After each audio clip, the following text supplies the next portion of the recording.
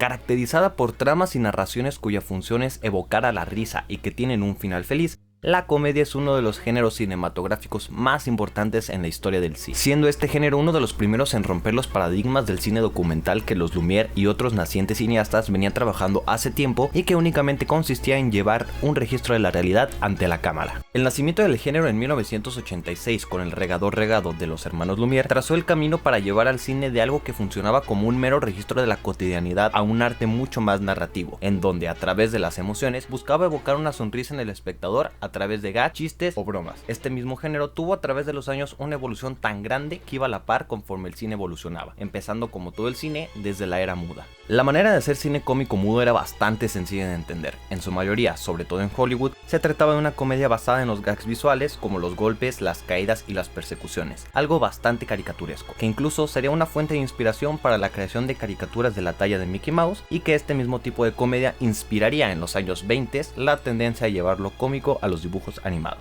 En esta misma época surgen grandes cineastas cómicos de renombre cuyo aporte cinematográfico fue enorme. Cineastas de la talla de Charles Chaplin, Buster Keaton, Max Linder, Matt Sennett y Roscoe Farry Arbuckle son algunos de los cineastas que impulsaron esta nueva manera de contar historias y que, hasta la fecha, no han sido olvidados. Chaplin, quien había pasado parte de su infancia en un orfanato en Londres y llegó en 1910 a Estados Unidos a la edad de 21 años, tuvo que afrontar la crudeza en el mundo cinematográfico trabajando de payaso de cine en productoras como Biograph y Keystone. También comediante pero de origen francés, Max Linder, Chaplin inició su propio camino en la industria, lo que lo llevó a revolucionar el cine cómico de manera tan grande como Griffith había hecho con el cine dramático, haciendo no solo los reconocidos gags, sino que llevó las comedias a un punto nunca antes visto, humanizándolas y con un nivel narrativo y emocional enorme que hasta la fecha ha sido difícil de superar. Antes de que Chaplin llegara al grado de crear sus propias cintas, tuvo que ser parte de pequeños proyectos de la mano de Matt Sennett, quien para ese entonces había fundado Keystone, la primera compañía cinematográfica dedicada exclusivamente a la comedia. En 1912, Matt Sennett fue quien dio a conocer a Charles Chaplin y lo contrató en 1912, quien 26 meses después dejó la compañía rebelándose contra las maneras de hacer cine del estudio. Aunque Chaplin nunca volvió al estudio, es innegable que el actor no tendría ni un poco de la chispa que tuvo años después si no hubiese trabajado con Keystone.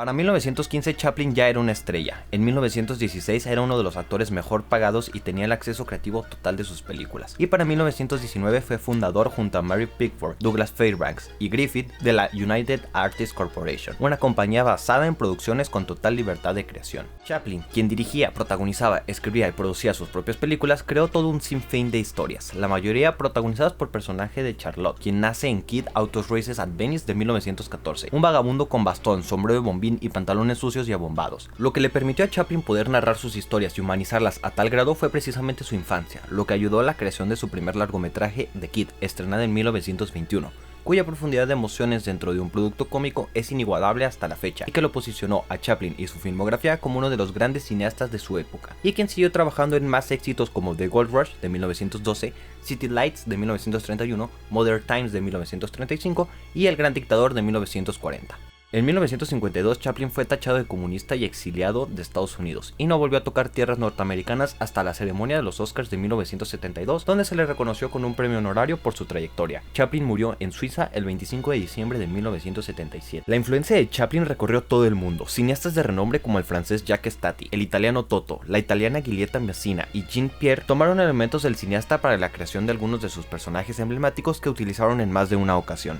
La mayor influencia dentro del mismo país donde la fama de Chaplin explotó recae en Harold Lloyd, quien tuvo su debut en el cine en 1912 en una cinta de Edison de nombre The Old Monk's Tale. Este actor buscó la creación de un personaje cómico parecido al de Chaplin, que buscaba ser la otra cara de la moneda del mismo, lo que le llevó a pensar en un personaje que sería una mezcla entre deportista y un estirado. La manera de profundidad de Lloyd y de Chaplin era comparable. Lloyd no dirigía sus propios proyectos, pero sí era creador detrás de ellos, y sobre todo detrás de las secuencias de esta. En la actualidad, a Lloyd se le reconoce por sus maravillosas acrobacias hechas en Safety Last de 1923, una secuencia donde sin trucos fotográficos engancha al espectador por la caminata de una cornisa en donde piso a piso encuentra distintos elementos. En taquilla, el cine de Lloyd era mejor recibido que el de Chaplin, pero según la historia, alguien que era aún mejor que ambos en cuanto a su deslumbrante técnica era el actor que nunca sonreía, conocido como Buster Keaton. Nacido en 1895 en Kansas, Joseph Frank Keaton o Buster Keaton, quien no estaba nada interesado en el cine pues su único acercamiento eran las películas sobre boxeo, en 1917 1927 tuvo un cambio de radical de idea cuando en su visita a un estudio de cine conoció a Roscoe Arbuckle, un cómico y director que sería una gran fuente de influencia y que permitió a Keaton ver a través de su cámara. Buster Keaton trabajó con Arbuckle en 15 cortometrajes y para ese entonces su personaje aún sonreía. Es hasta 1920 cuando Keaton empezó a dirigir sus propios cortometrajes. One Week fue el primero de ellos. En 1921 Arbuckle fue acusado de homicidio de una mujer, poniendo en fin a su carrera y quien moriría 11 años después. El éxito de Keaton le dio la oportunidad de dar el salto a los largometrajes. Es en ese momento que lanza su éxito más reconocido, El maquinista de la General, de 1926, que tuvo el reconocimiento de tener, en palabras de crítico Walter Kerr, la escena visual más sorprendente jamás rodada en una comedia y tal vez en cualquier clase de película.